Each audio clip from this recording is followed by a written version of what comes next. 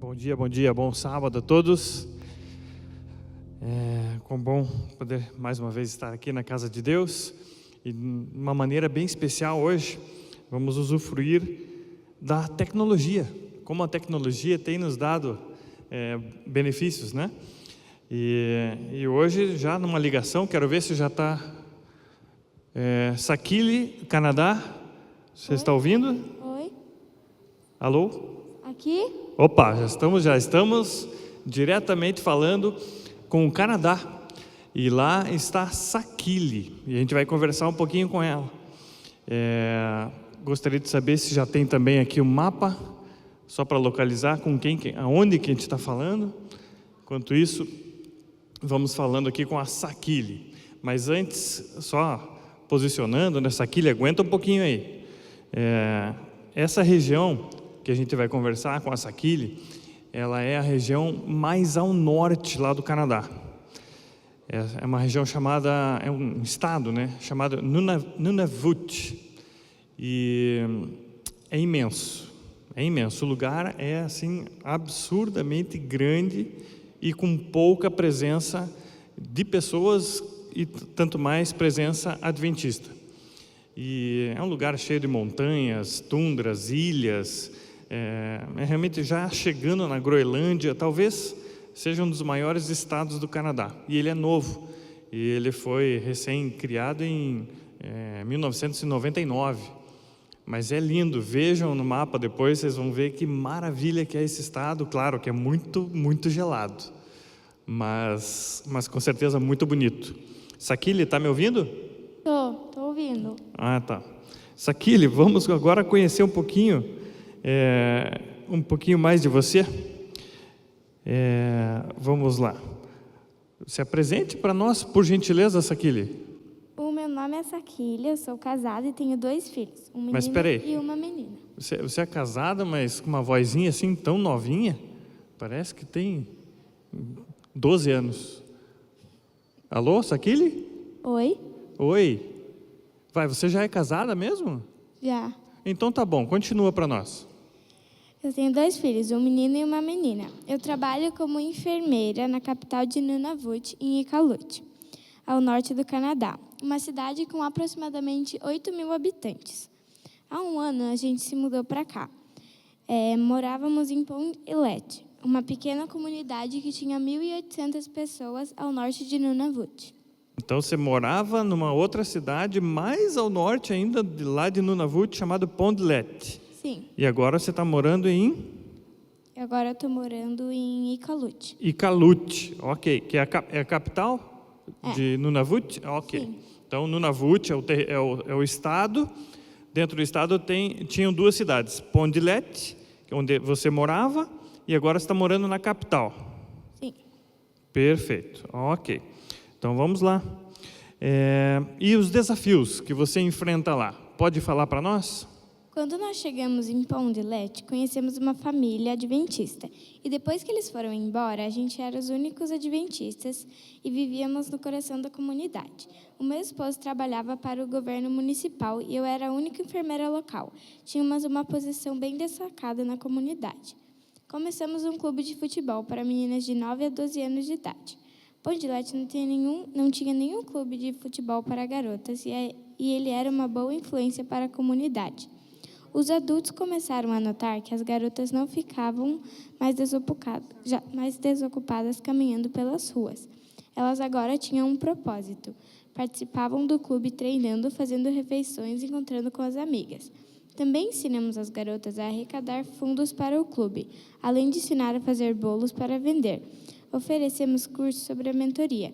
Ensinamos as garotas a assumirem a responsabilidade pelo clube para que pudessem continuar sem nossa ajuda. Outra maneira que impactou a comunidade foi através dos amigos dos nossos filhos. Eles pediram para vir à nossa casa para brincar nas noites de sexta-feiras e sábados. Nossos cultos eram realizados aos sábados e convidávamos as crianças para participar conosco.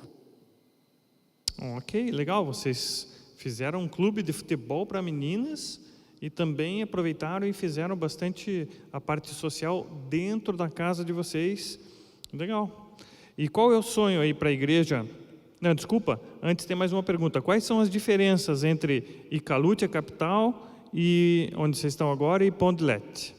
Várias famílias adventistas vivem em Iqaluit, e o companheirismo ajuda muito no crescimento da nossa espiritualidade. Eu posso telefonar para os membros da igreja e pedir para orar por nós. Eu sinto que existe uma rede de segurança lá. Ah, entendi. Então vocês hoje têm uma rede de segurança espiritual maior na capital. Tem mais presença adventista lá, é isso? Sim. Ah, ok. Temos mais. E qual que é o seu sonho aí para a igreja adventista local de Iqaluit? Nós precisamos de um templo nosso.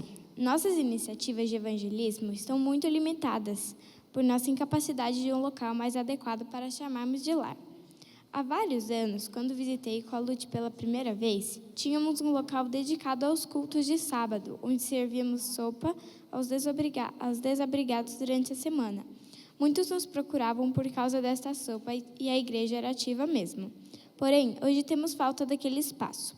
Hoje, minha classe de escola sabatina se reúne na sala de estar de casa. A classe dos primários se reúne na sala de estar de outra pessoa e uma terceira classe de crianças se reúne em outra casa. Os adultos se reúnem em nossa igreja alugada. Seria maravilhoso se pudéssemos realizar os cultos e outras reuniões só em um lugar só. Legal. Então, infelizmente, vocês têm que se adaptar nas casas, então, né? Isso que eu entendi, né? Funciona uma escola sabatina juvenis na sala de estar de uma casa e em outra casa uma outra lição. É isso? É isso mesmo. É outra classe lá. Ok. Então, o sonho de vocês é uma igreja. Obrigado, Saquília, por tua participação aqui conosco, tá? Igreja, as ofertas do 13º sábado vão ajudar a esse território que é tão remoto, tão complicado, a ter uma igreja lá e um centro de referência lá. Um centro de serviço comunitário. E assim a gente vai ajudar a testemunhar de Deus nesse lugar tão distante, gelado, mas bonito. Que Deus abençoe a todos, que possamos ser liberais aí em nossas ofertas.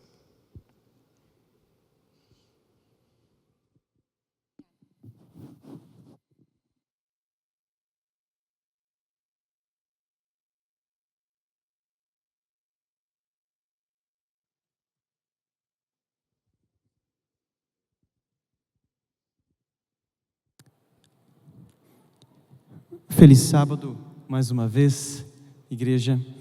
Nós vamos agora recapitular a lição. Foi uma lição muito, mas muito boa para esta semana.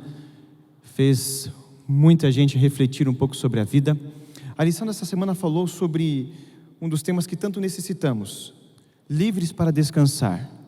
O que a lição ela quis abordar sobre esse ponto? Livres para descansar. O que Deus deseja ensinar através dessa lição? É que nós vamos aqui relembrar você do que você já estudou durante a semana. Vamos mais uma vez fazer uma oração? Convido aqui então, André, você faz essa oração? Querido Deus, te louvamos e te agradecemos, Senhor, pela oportunidade que temos de estar aqui nessa manhã para louvar, adorar, exaltar o teu santo nome. Também somos gratos porque tu proporciona que possamos estudar um pouquinho mais da tua palavra. Que teus santos anjos estejam conosco nesse momento, teu Santo Espírito também se faça presente nesse lugar. É isso que eu te peço, te agradeço, em nome de Jesus. Amém. Amigos e irmãos, se você puder pegar a sua Bíblia e abrir a sua Bíblia no livro de Marcos, capítulo 2, nós vamos estudar um pouco sobre essa história, depois nós vamos também para o livro de Reis, para também compreender uma outra história. Essa semana examinamos 2 exemplos especiais e diferentes de cura. Um exemplo, a doença era visível e era necessário a cura. Por outro lado, a outra doença ela era invisível. Somente quem estava passando sabia muito bem o que estava doendo, o que estava sentindo. E nós vamos aqui abordar primeiramente a respeito da doença que era muito visível. Então vamos ler Marcos capítulo 1, o verso 1 e o verso 5. Samuel, você pode ler para nós e explicar um pouco sobre esse tema tão importante para a atualidade? Marcos capítulo 2, o verso 1 e o verso 5. Bom dia a todos. Vamos então à leitura da palavra de Deus. O texto se refere à cura de um paralítico em Cafarnaum. Dias depois, entrou Jesus de novo em Cafarnaum, e logo correu que ele estava em casa. Muitos afluíram para ali, tantos que nem mesmo junto à porta eles achavam lugar, e anunciava-lhes a palavra. Aqui nós temos uma situação, até essa lição bastante interessante. Ela talvez esteja uma das mais atuais no momento que nós estamos vivendo, por questões de pressão psicológica, né? Que o momento que a gente vive nos oferece. Aqui temos dois personagens bem antagônicos em termos de origem.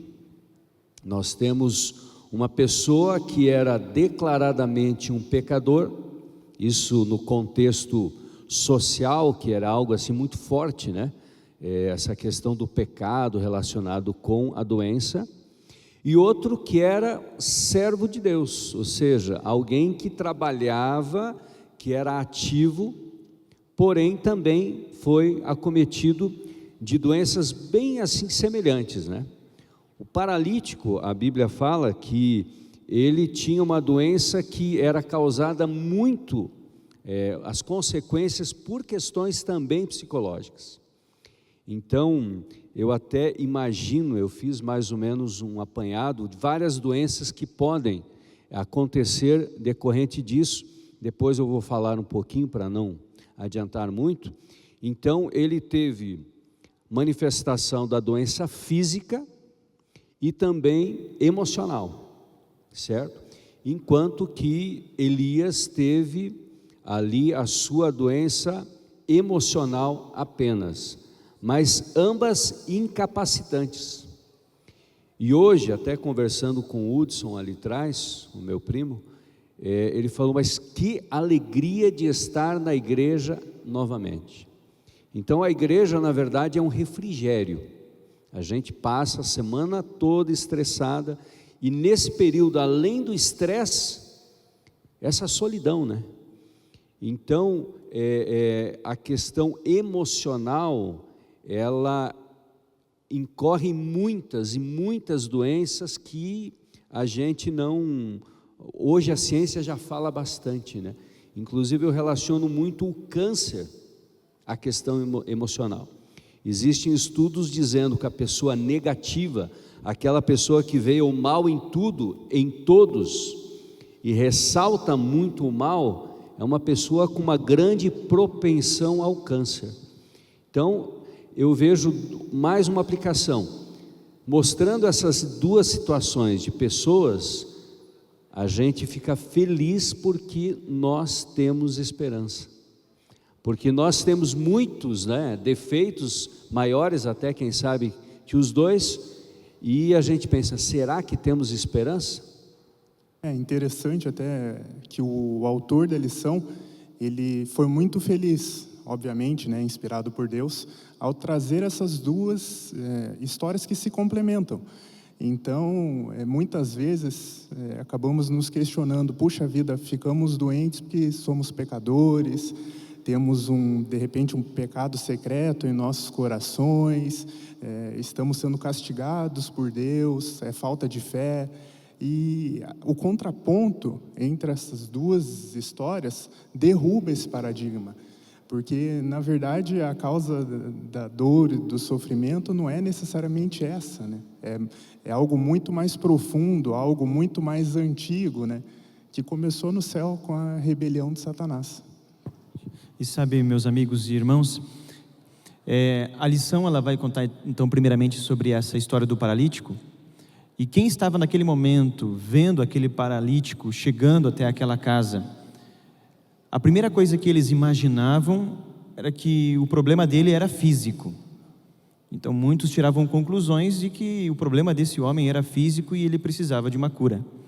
No entanto, Jesus conhecia além da parte externa, conhecia também o interior, conhecia a real necessidade e preocupação. Esse homem viveu durante muito tempo com um sentimento de culpa, e isso machucava ele tanto de forma física quanto emocional. Por isso que a lição ela vai abordar de que quando Jesus curou verdadeiramente esse homem, a primeira cura que Deus realizou foi a cura espiritual. Eu gostaria que você abrisse a sua Bíblia no livro de Marcos, capítulo 2, agora o verso 5, para você entender que a preocupação de Jesus era além do que nós imaginamos. Sabe, quando nós olhamos para uma pessoa passando por alguma dificuldade física, alguma enfermidade, nós clamamos a Deus primeiramente para que Deus cure ela fisicamente. Mas a orientação divina a todos os seus filhos é que antes de você clamar a Deus por uma cura física, clame a Deus primeiramente por uma cura espiritual.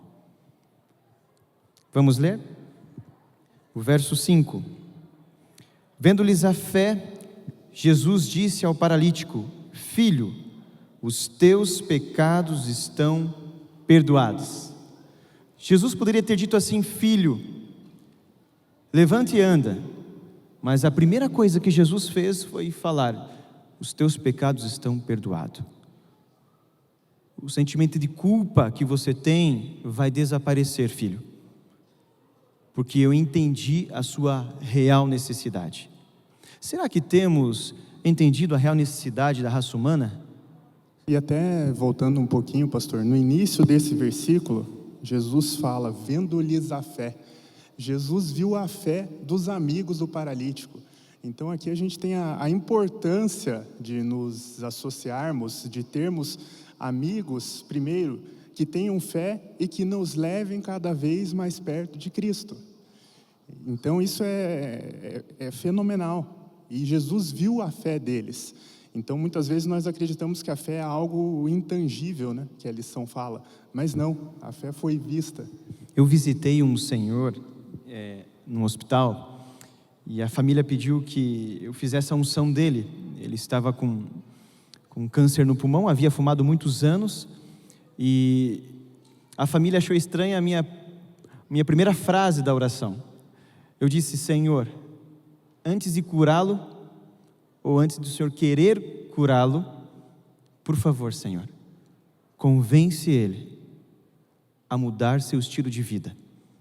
A família não entendeu, uma família cristã, mas depois eu expliquei para eles de que não adiantaria se ele fosse curado ali, voltasse à sua vida normal e continuasse a fumar.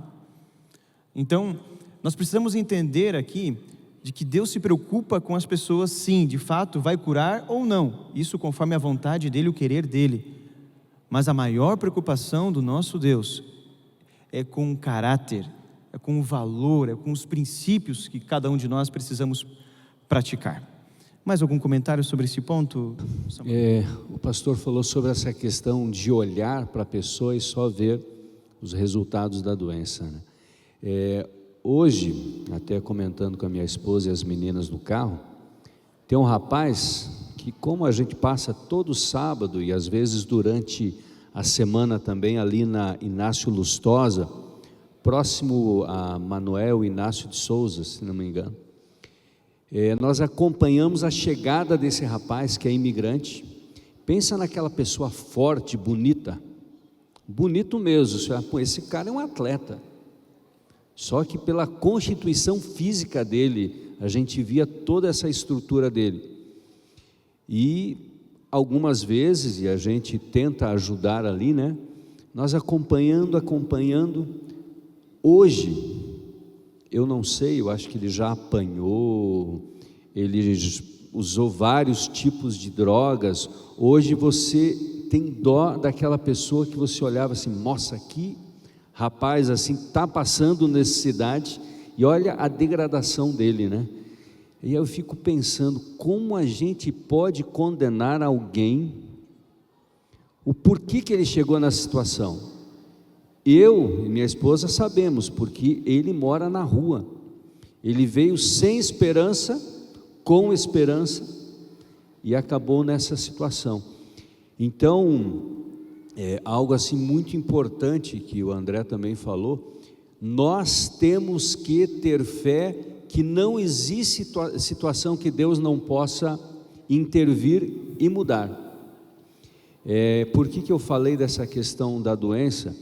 Eu acredito, até fiz uma anotação aqui, uma das teorias da doença que ele tem, não sei se o pastor já ouviu isso, ele pode ter sido uma pessoa bastante promíscua e ter contraído uma DST, e a mais comum é a sífilis, né?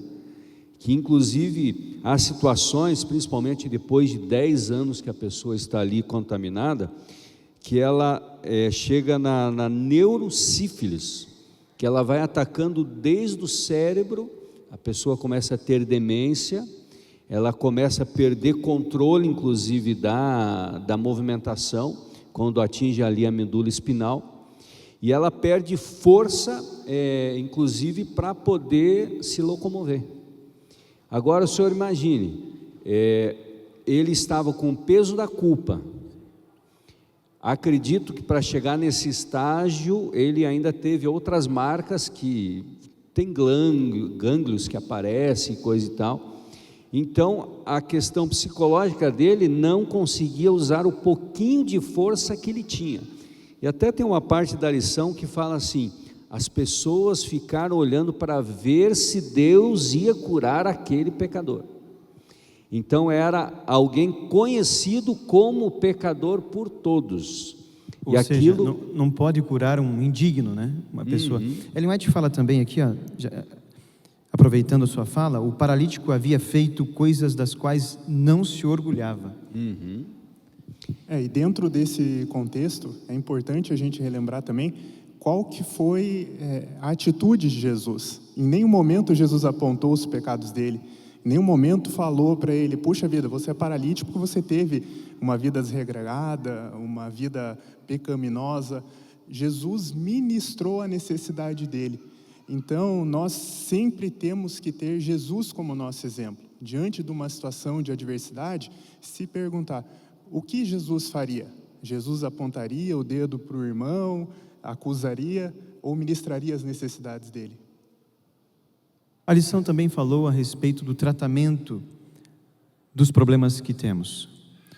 A Bíblia apresentou então uma doença física, aparentemente física, mas além do físico, era também espiritual, emocional. Mas a Bíblia também agora vai relatar a história de um personagem que não aparentava fisicamente problemas, mas Deus conhecia os seus problemas.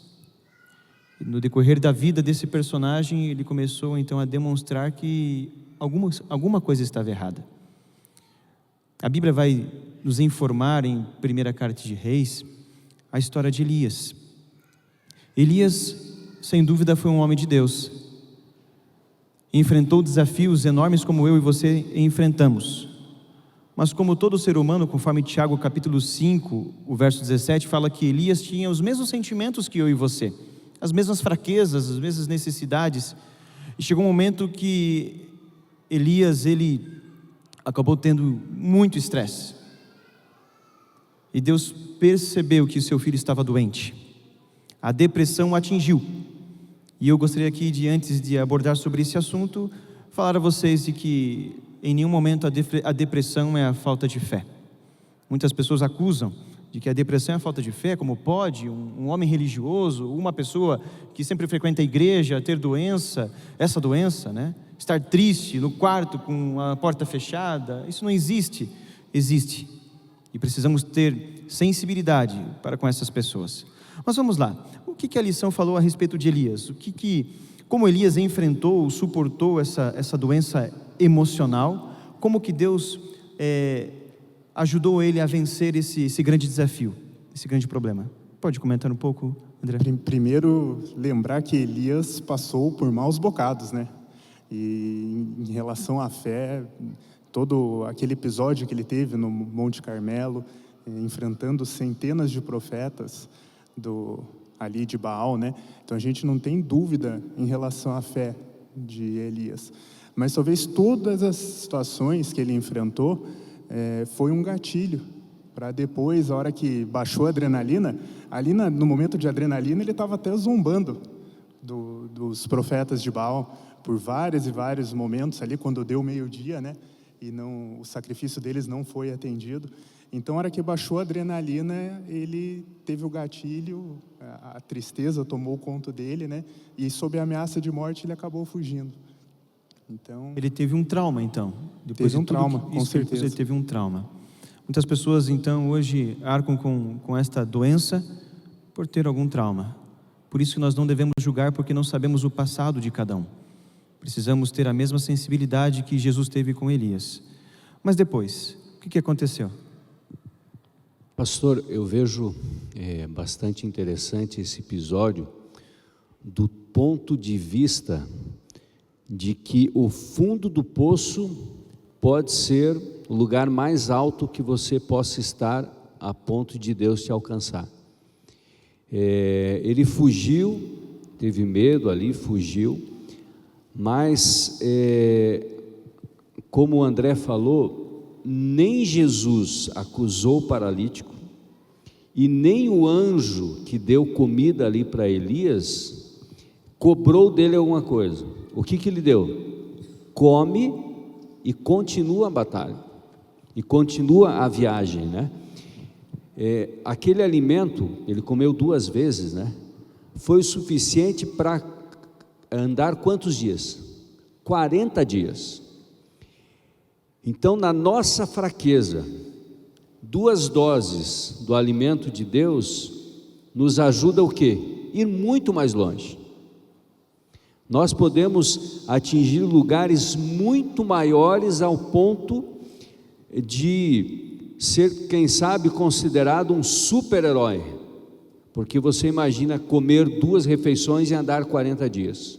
Pelo menos o relato mostra bem isso, né? E outro ponto que eu achei muito interessante, depois que ele parou de fugir, ele foi lá para a caverna. Até tem uma música que eu acho muito linda, que é Calma, Mansa e Serena, né?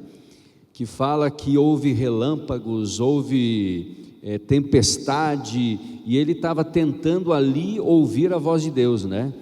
Mas não. Quando que veio a voz de Deus? Quando a brisa suave, ela chegou ali na boca da caverna, né? Mais uma vez dizendo Deus assim: calma, come do meu pão, sossega, tenha tranquilidade em mim, que você vai muito mais longe. E aí, a partir daquele momento, a viagem dele começou a quê?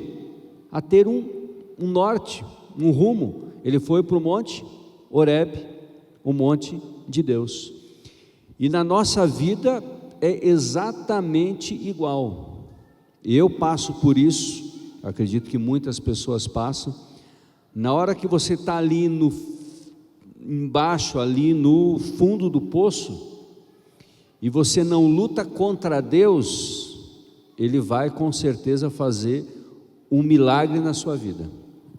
E antes, até, Samuel, dele ter sentido todo esse carinho, essa atenção do nosso Deus, houve um momento em que Elias tentou desistir. E há momentos também em nossa vida, quando estamos passando por semelhantes problemas, há momentos de desistir.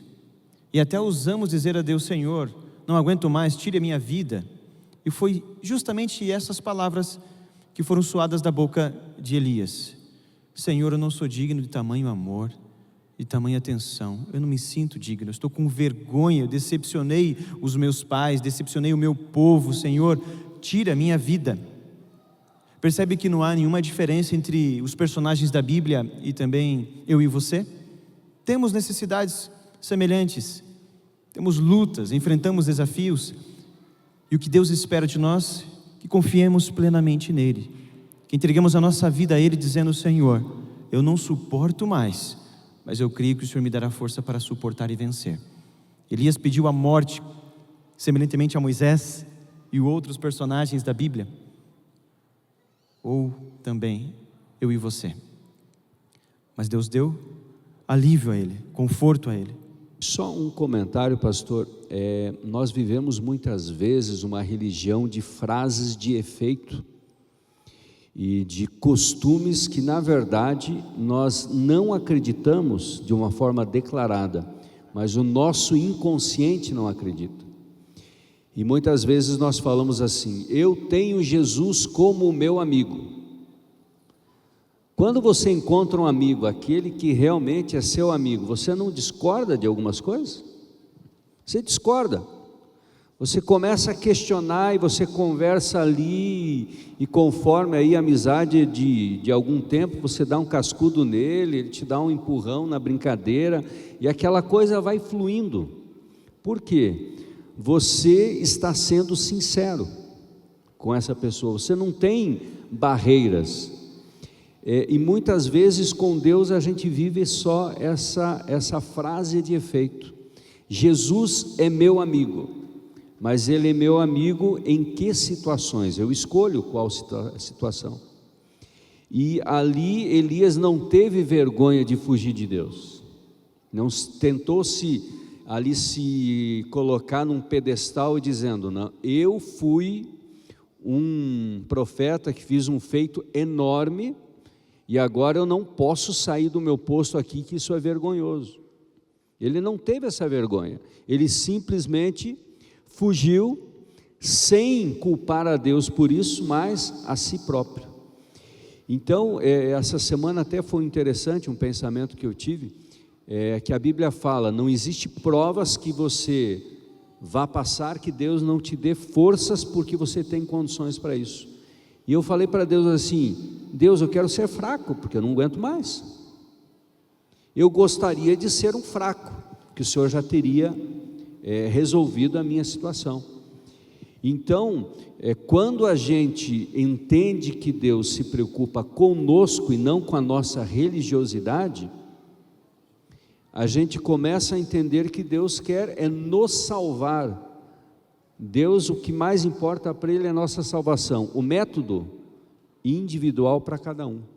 E outro ponto interessante dessa história de Elias, ele teve aquela experiência traumática, ele desejou a morte, e eu imagino que quando o anjo chegou até ele, deu o alimento, deu o descanso, talvez o coração dele tenha se aquietado, ele talvez tenha sido até curado da depressão, de tudo aquilo, mas Deus tinha planos para ele ainda. Então, talvez se a história tivesse se encerrado ali, o final seria feliz. Ele foi curado, mas os planos de Deus foram muito maiores para ele.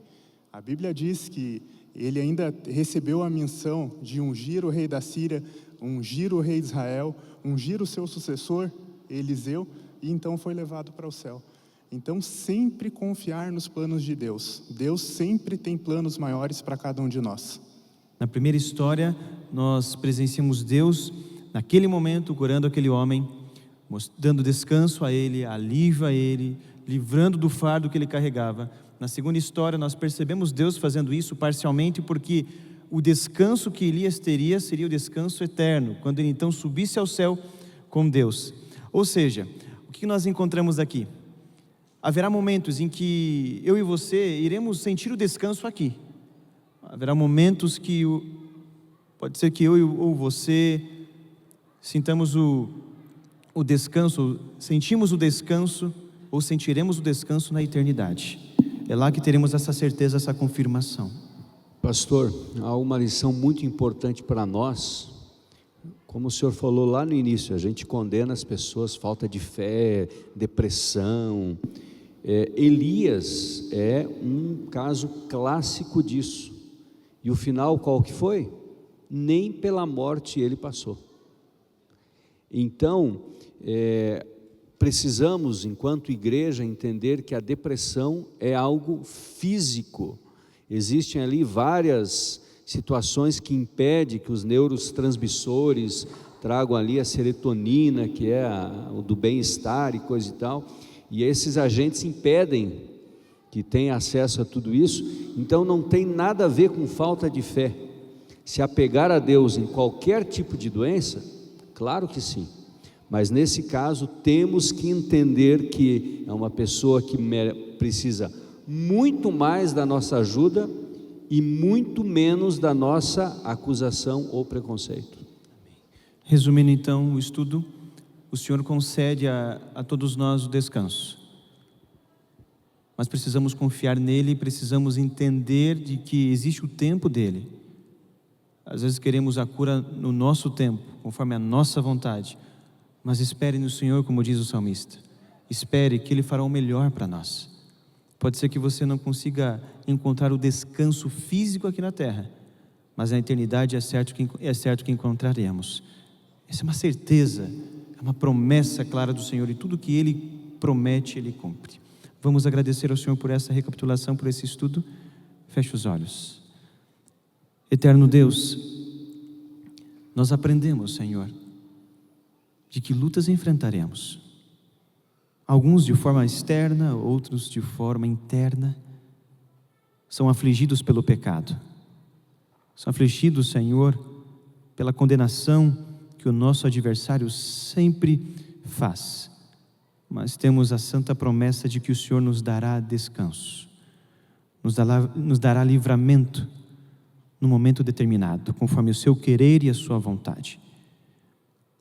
Ensine os seus filhos a não questionarem a sua vontade e seus planos.